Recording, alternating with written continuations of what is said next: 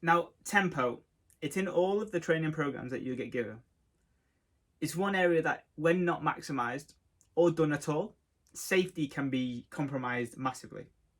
The tempo refers to how fast you do the exercise and how much of a control you have of the exercise that you're doing. The way that this works, it works in 4 numbers, and you will see tempo as something, for example, as 3010. Now, this refers to 4 parts of the movement that you're going to do. Now, before we go into what each one of those is, when you have control of an exercise, you create a high level of safety and stability. If you just go super fast with no care for tempo, you miss a lot of the point of exercise. The point of exercise is to stimulate and provide tension on a muscle. So when you lift the weights and you do go down, it puts the muscles under tension so that they can grow over time or get stronger over time. When you do things at really fast pace with no tempo or control, you lose the amount of tension that you can push for the most part. Elite level bodybuilders or elite level people can do whatever they want to, and for some reason they can grow massively and get super strong because of the way that they're wired. But for the majority of people, 99% of us, we have to work hard at providing that tension to the muscle to ensure that we're safe. We have the control of the movement so that we can progress for later on. And third of all is get the stimulus that we want, or get the work that we want from the session to get our goals.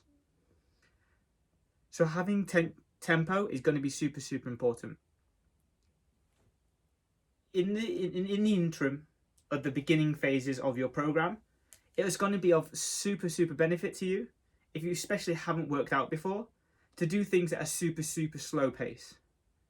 Because your body has, in space and time, is not going to know what positions it's being put in.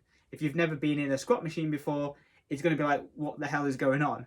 Or if you're doing a dumbbell press and you've never done a dumbbell press before, it's going to be like, what is going on here?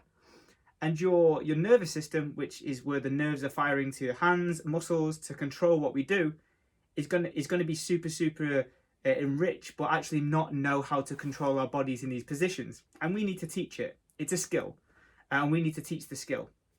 So in those initial phases, you're going to need to be super slow in your attentions to pattern that technique, to get much better technique over the long term. And that will provide you with a stable platform to be able to go faster in some movements and get the same benefit or even more. So the 4 numbers relate to, the first one is the lowering phase. So let's say, for example, you're doing a chest press and you're lying down. The 3 seconds that I said, 3010, would be 3, 2, 1, and then the next number is 0. And 0 is the relationship between you at this bottom position and staying there. So I had a 0, which means that you don't have to stay here.